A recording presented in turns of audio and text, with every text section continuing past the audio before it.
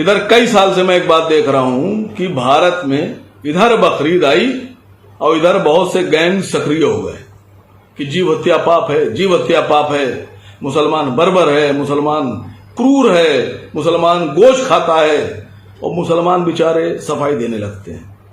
मैं सफाई देने नहीं आया हूं, मैं ये पूछने आया हूं कि सिर्फ बकरीद पर ही ये जीव हत्या और ये जीवों से प्रेम याद आता है आपको? बकरों से, मुर्गों से, बफेलों से, भेड़ों से इतना प्रेम आता है बकरीद के ऊपर आपको?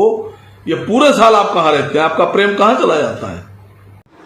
आदाब, नमस्कार। मैं अजहर शमीम और आप देख रहे हैं देश दुनिया। दोस्तों, जैसे जैसे बकरीद का त्यौहार करीब आता जा रहा है, भगवा गैंग के पेट में दर्द शुरू हो गया और आजकल इधर 2-4 दिनों से तमाम टीवी चैनलों पर, सोशल मीडिया पर सिर्फ मुसलमानों को टारगेट किया जा रहा है।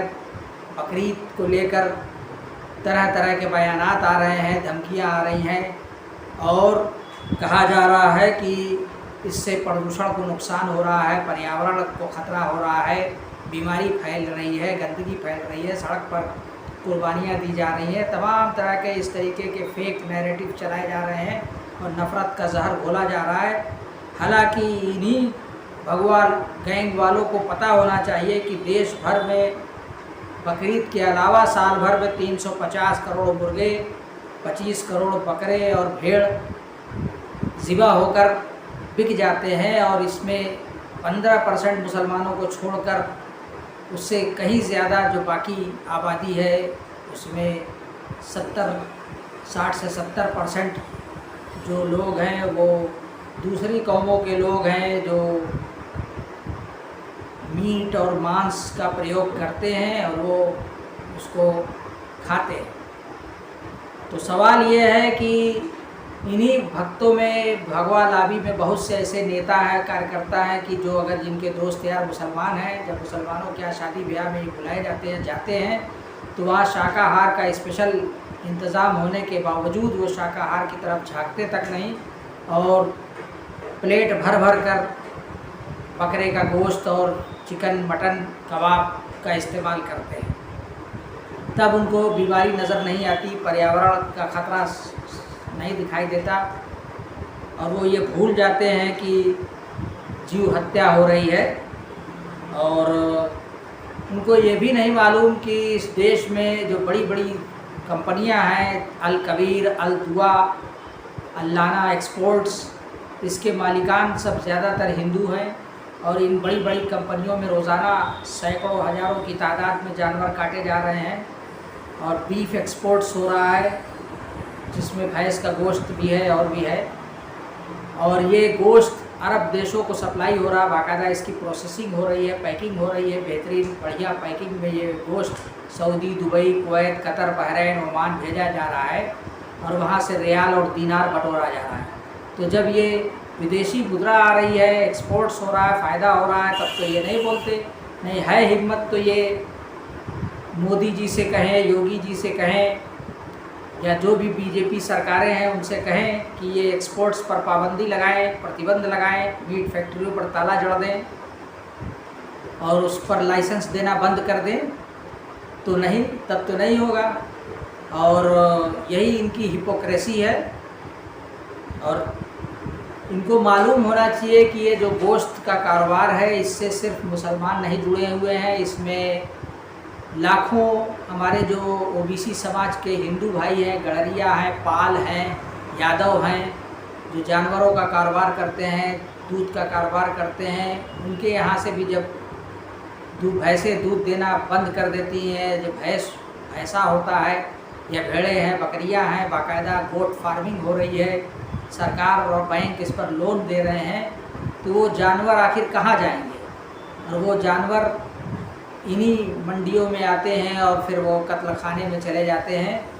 और ये तो एक प्रकृति की व्यवस्था है, इसी तरीके से लोगों के खाने पीने का इंतज़ाम है। अगर सब के सब लोग सिर्फ शाकाहार पे उतर आएँ तो भी पूरा नहीं पड़ेगा और प्रोटीन की कमी होगी, जानवरों की इतनी भरमार हो जाएगी, सड़क पर चलना मुश्किल हो जाएगा। अभी आप देखते होंगे कि किसान चिल्लाते हैं कि आवारा पशुओं की वजह से उनकी फसलें चौपट हो रही हैं, और वो जानवर जिनके ऊपर प्रतिबंध लगा दिया गया है, जिनका गोश्त खाने पर पाबंदी लगा दी गई है, अब वो इतनी ज़्यादा उनकी तादाद बढ़ती जा रही है कि अब वो नुकसान पहुंचा रहे हैं, किसानों को नुकसान पहुंचा रहे हैं, रास्ता लोगों का चलना दूभर हो रहा है, रास्ते में रास्ता चलने वालों पर हमला बोल दे रहे हैं। तो अगर आप कल्पना कीजिए कि इसी तरीके से अगर भेड़ बकरियों और भैंसों पर भी पाबंदी लगा दी जाए और उनको कंज्यूम करना, उनका खाना बंद कर दिया जाए तो क्या होगा, और कितनी बड़ी तादाद में ये सड़कों पर नज़र आएंगे, और फिर इनका चारा पानी का इंतज़ाम कौन करेगा, इनको कंट्रोल कौन करेगा। तो दोस्तों, ये तो एक प्रकृति की व्यवस्था है जिसमें यह बहुत सारे ऐसे देश हैं जहाँ हरी साग सब्जियों का अभाव है, और हरी साग सब्जी बहुत महंगी भी पड़ती है या नहीं भी मिलती है, वहाँ उसकी उपज नहीं होती है, तो उसके बदले में लोग मांस का प्रयोग करते हैं। अगर आप अंटार्कटिका चले जाएं जहाँ 6-6 महीना तक दिन और रात होता है, वहाँ तो सिर्फ बर्फ़ ही बर्फ़ है, बर्फीली इलाका है। या रशिया में बहुत से ऐसी जगहें हैं जहाँ सिर्फ बर्फ़ है, तो वहाँ लोग क्या करेंगे जब वहाँ हरी साग सब्जी नहीं मिलेगी। तो जाहिर सी बात है कि वो वहाँ मौजूद जानवरों का मांस खाकर ही अपनी ज़िंदगी बचाएंगे। या जो समुद्र के किनारे के जो लोग हैं, चाहे वो तमिलनाडु का मद्रास हो, केरल हो या बंगाल हो, कोई भी इलाका हो जो मछली और समुद्र के किनारे की आबादी के लोग हैं, उनका असल खान पान मछली पर आधारित है, और वो मछली का इस्तेमाल करते हैं, उसको खाते हैं। तो आप मांसाहार पर कैसे रोक लगा सकते हैं? तो ये सिर्फ एक हिपोक्रेसी है, एक मुसलमानों से नफ़रत है। मुसलमानों से नफ़रत जताने के लिए जहाँ बकरीद आई नहीं कि इनका ड्रामा शुरू हो जाता है और टीवी डिबेट शुरू हो जाती है। टीवी चैनल्स, जो गोदी मीडिया के चैनल्स हैं, वो अपनी टीआरपी बढ़ाने के लिए इस तरीके की अधकचरा जानकारी रखने वाले मुल्ला मौलवियों और भगवाधारियों को बुला लेते हैं, जिनको कि कायदे से इस त्यौहार के बारे में, उसके इतिहास के बारे में, मांसाहार के बारे में भी, उसके ABCD के बारे में भी पता नहीं होता है, और उनके मुर्गा लड़ाई कराकर, उससे बहस कराकर ये देश का माहौल ख़राब कर रहे हैं।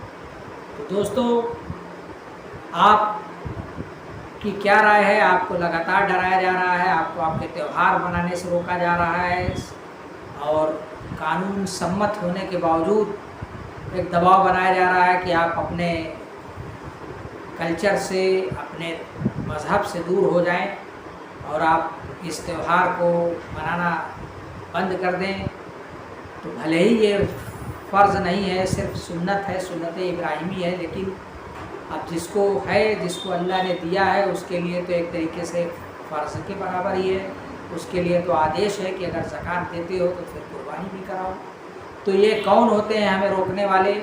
और क्या इनके कहने से, इनके डराने से, इनके धमकाने से मुसलमान कुर्बानी देने से पीछे हट जाएगा और अपना त्यौहार नहीं मनाएगा? दोस्तों, आपकी क्या राय है? आप भी कमेंट बॉक्स पर अपने विचार अवश्य रखें। और आप देख रहे हैं देश दुनिया। आपसे गुजारिश है, इस चैनल को ज़्यादा से ज़्यादा लाइक कीजिए, शेयर कीजिए। फेसबुक पर अगर देख रहे हैं तो हमारे प्रोफाइल अज़हर शमीम को फॉलो करिए।